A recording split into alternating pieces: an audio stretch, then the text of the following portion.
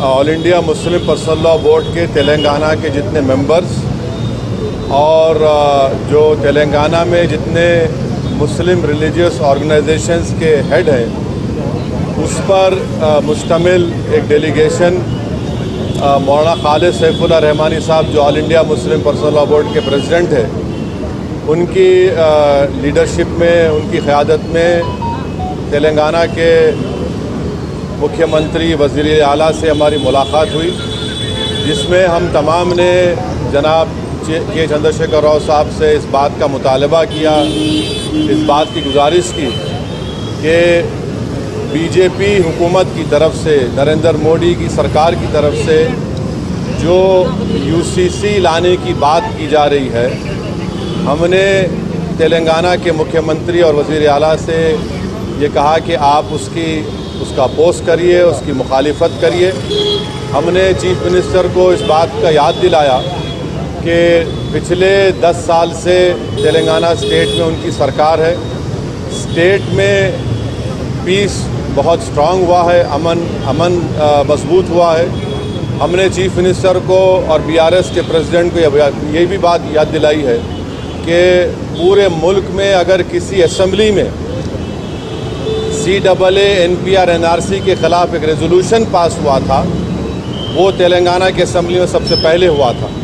और हमने chief minister को अपने रिप्रेजेंटेशन में ये बात दिलाई कि जब CAA का रेजोल्यूशन तेलंगाना में असेंबली में पास हो रहा था तो उस वक्त BRS की हुकूमत ने, सरकार ने उस रेजोल्यूशन में प्लुरलिज्म और सेकुलरिज्म की बात की। तो हमने चीफ मिनिस्टर को ये बावर किया, ये इम्प्रेस किया कि यूसीसी हमारे देश के प्लुरलिज्म के लिए एक अच्छी बात नहीं है, सेकुलरिज्म के लिए अच्छी बात नहीं है। हमने चीफ मिनिस्टर से all India Muslim personal law board ने जो लॉ कमीशन को, जो all India Muslim personal law board ने एक नोट दिया है जो 74 पेजेस पर मुश्तमिल है, उसके इम्पॉर्टेंट पॉइंट्स हमारे प्रेसिडेंट मौलाना खालिद सैफुल्लाह रहमानी साहब उनको बताए हैं कि कैसे बीजेपी यूसीसी के नाम पर इस मुल्क के प्लुरलिज्म और सेकुलरिज्म को कमज़ोर करना चाहती है। हमने बीआरएस के प्रेसिडेंट, वो तेलंगाना के चीफ मिनिस्टर को भी बताया कि सिर्फ ये मुस्लिम माइनॉरिटी का मसला नहीं, ये क्रिश्चियंस का भी मसला है। ये मसला ट्राइबल से भी जुड़ा हुआ है और सिर्फ नॉर्थ ईस्ट के ट्राइबल नहीं है, तेलंगाना में ट्राइबल है, मध्य प्रदेश में ट्राइबल है, छत्तीसगढ़ में ट्राइबल है, गुजरात में ट्राइबल है, राजस्थान में ट्राइबल है। उनका एक कल्चर है और उसका तहफ़्फ़ुज़ करना, और ये सिर्फ ट्राइबल नहीं बल्कि हमारे हिंदू भाइयों के लिए भी ये चीज़ अच्छी नहीं होगी, क्योंकि हिंदू अनडिवाइडेड फैमिली के तहत 3000 करोड़ का टैक्स रिबेट हमारे हिंदू भाइयों को मिलता है। 2015 के इनकम टैक्स के फिगर्स हैं। और अगर यूसीसी आएगा तो Hindu succession act, Hindu marriage act, ये तमाम चीज़ें ख़त्म हो जाएंगी। तो ये मुल्क के लिए ठीक नहीं है। हमारे मुल्क का प्लुरलिज्म हमारे मुल्क की खूबसूरती है और भारत के प्रधानमंत्री को प्लुरलिज्म से एलर्जी है, वो प्लुरलिज्म को पसंद नहीं करते। हमने चीफ मिनिस्टर को के चंद्रशेखर राव को बताया कि भारत के प्रधानमंत्री बोलते कि एक घर में 2 कानून कैसे होगा। तो आज आप देखिए कि भारत के प्रधानमंत्री ने गलत कहा, मिसगाइड किया पूरे नेशन को। हमारे मुल्क में CRPC हर स्टेट में अलग है। हमारे मुल्क में 2 कानून हैं। अगर आप देखेंगे तो नागालैंड में CRPC का अभी तक इम्प्लीमेंटेशन नहीं हुआ। हमारे देश में अगर आप कोई बड़े बड़े मल्टीनेशनल कंपनीज़ है, उनका आर्बिट्रेशन की हमने सहूलत दी कि वो सिंगापुर जाकर आर्बिट्रेशन करा सकते। तो ये बात कहना प्रधानमंत्री का बिल्कुल गलत है। प्रधानमंत्री प्लुरलिज्म को पसंद नहीं करते। तो ट्राइबल का मसला है, सिर्फ नॉर्थ ईस्ट के ट्राइबल का नहीं है। अमित शाह अगर ये नागाज को बोल रहे हैं कि नहीं हम ट्राइबल्स को लॉ कमीशन एक्सेप्ट करेगा, तो फिर छत्तीसगढ़ के ट्राइबल का क्या होगा, तेलंगाना के ट्राइबल का क्या होगा, झारखंड के वो टेनेंसी लॉज का क्या होगा, छत्तीसगढ़ के ट्राइबल्स का क्या होगा। तो ये भारत की खूबसूरती, उसका प्लुरलिज्म है, उसकी डाइवर्सिटी है, जो आरएसएस और बीजेपी को पसंद नहीं आती है। तो इसलिए हम सीएम से बात किए और चीफ मिनिस्टर ने साफ और वाज़े अल्फाज में in clear cut terms chief minister ने कहा कि बीआरएस पार्टी यूसीसी का अपोज करेगी। बल्कि चीफ मिनिस्टर आगे बढ़ के ये बात कहे हैं कि वो लाइक माइंडेड पार्टी से भी बात करेंगे। हमसे भी कहा कि हम भी जाकर लाइक माइंडेड पार्टी से बात करें। मैं तेलंगाना के डेलीगेशन के बिहाफ पे तेलंगाना के सीएम का शुक्रिया अदा करता हूं कि उन्होंने इन नो क्लियर का बल्कि क्लियर कट उन्होंने कहा कि हम यूसीसी का अपोज करेंगे। और देश में बहुत ज़्यादा दूसरे मसाइल हैं और उन मसाइल पर बीजेपी नाकाम साबित हो रही है, इसीलिए बीजेपी ये सब चीज़ें देश के सामने ला रही है। तो हम उनका शुक्रिया अदा करते हैं। उनकी पार्टी की तरफ से भी एक प्रॉपर मेरे ख्याल से आप लोगों को स्टेटमेंट भी आएगा। और मैं आपके ज़रिए से हमारे आंध्र प्रदेश के हमारे दोस्त जो चीफ मिनिस्टर जगन मोहन रेड्डी है उनसे भी मैं अपील करूंगा कि जगन मोहन रेड्डी के हम आंध्र की पॉलिटिक्स को समझते हैं, मगर हम उनसे अपील कर रहे हैं कि वो उनकी पार्टी यूसीसी का अपोज करे।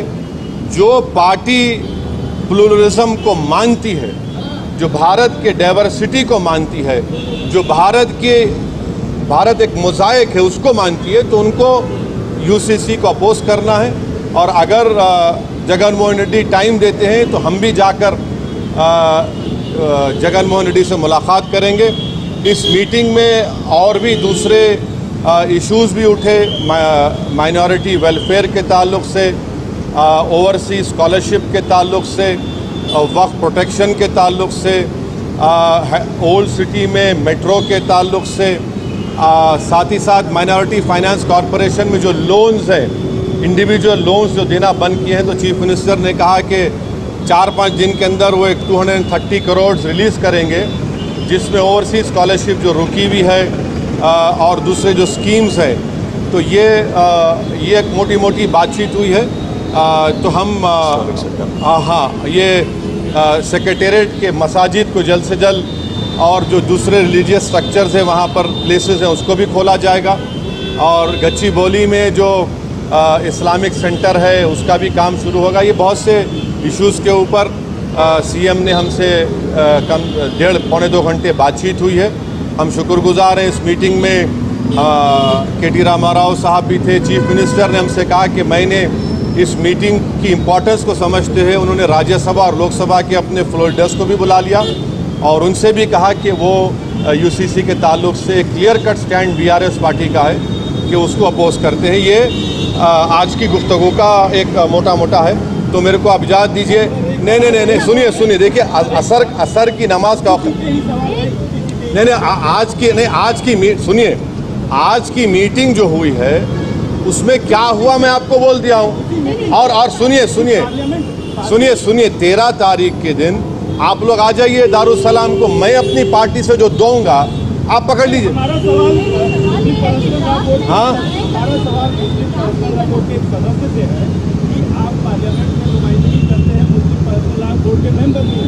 तो क्या मुस्लिम पर्सनल लॉ बोर्ड ने कुछ ऐसा सेटअप किया है या कुछ ऐसी व्यवस्था की है जो लाइक माइंडेड लोग हैं जो मुस्लिम का विरोध करते हैं उनको नामजद किया जाए और जो और सदस्य हैं जो और पार्टियां नहीं सुनिए नहीं देखिए सबसे पहली बात तो ये है कि मैं मुस्लिम पर्सनल लॉ बोर्ड का स्पोक्स पर्सन नहीं हूँ। कासिम रसूल इलियास साहब हैं और कमाल फारूकी साहब हैं, मगर मुस्लिम पर्सनल लॉ बोर्ड ने कांग्रेस के प्रेसिडेंट से ही मुलाकात की और ऐसे देश में जितने पार्टीज हैं उनसे मुलाकात करेंगे। मगर बेहतर ये होगा कि आप पर्सनल लॉ बोर्ड के स्पोक्स पर्सन से पूछिए। आज की मीटिंग में मुस्लिम पर्सनल लॉ बोर्ड के प्रेसिडेंट खुद मौलाना खालिद सैफुल्लाह रहमानी साहब की डेलीगेशन लीडरशिप में गया और ये बातचीत हुई।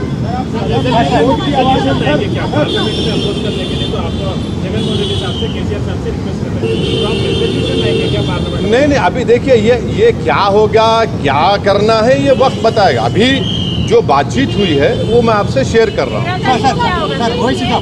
वो बीआरएस पार्टी बॉयकॉट करेगा, नहीं तो अगेंस्ट वोट करेगा पार्लियामेंट। बीआरएस सीएम के अल्फाज ये है कि बीआरएस पार्टी यूसीसी को अपोज करेगा। इसीलिए सीएम ने कहा कि मैंने इस मीटिंग की इम्पोर्टेंस को समझते हुए अपने दोनों राज्यसभा लोकसभा के फ्लो लीडर्स को बुलाया हूँ। नामा नागेश्वरराव साहब भी थे, के साहब भी थे।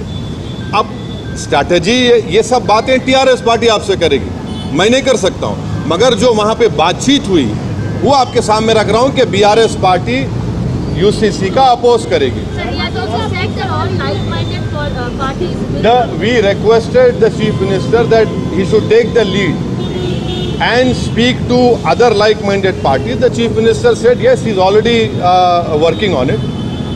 But our meeting was to request the BRS President, to request the Telangana Chief Minister that his party should oppose the UCC if it is brought. If it is brought, we don't know. We don't know what BJP Modi will do, because in Madhya Pradesh the tribals are up in arms. In Chhattisgarh the tribals are angry. It is not only northeast tribals. It is everywhere wherever tribals are there, because they have their own customs. The Christian community of all denominations is opposing. The Sikhs, I have read the statement today of Shiromani Gurdwara Prabandhak Committee. They are also opposing. There is no consensus on it apart from BJP's, insisting on